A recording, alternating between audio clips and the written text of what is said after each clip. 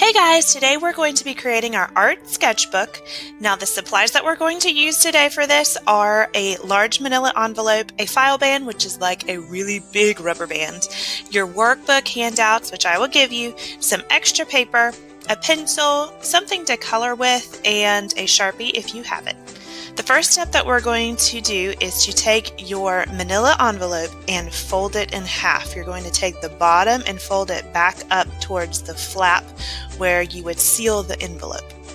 Next, you're going to take your stack of workbook handouts, and these are printed to be a little booklet.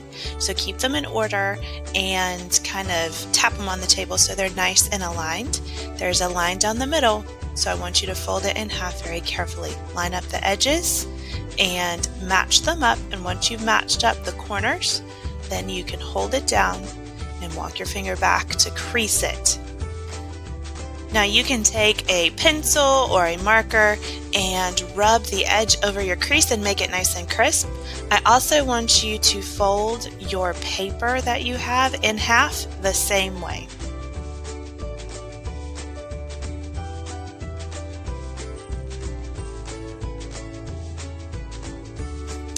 Now I want you to take your workbook sheets, lay your paper on top of them, and these are unfolded.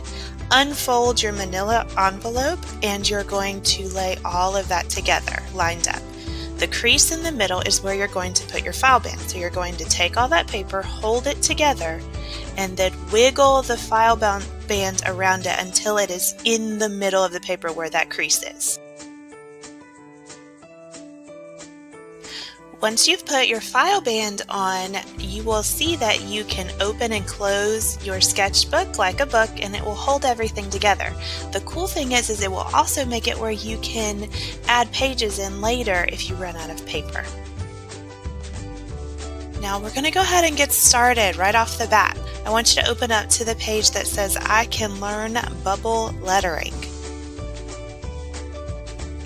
This page says bubble letters have round ends, kind of like your letter was made out of a bubble. Let's practice. First, lightly draw a large letter using a pencil. Number 2, draw all the way around the letter and inside. And then 3, erase the original letter. It looks like this. First, write out your name. It's okay if your entire name doesn't fit. This is just for practice. Next, draw a rounded line around each letter of your name.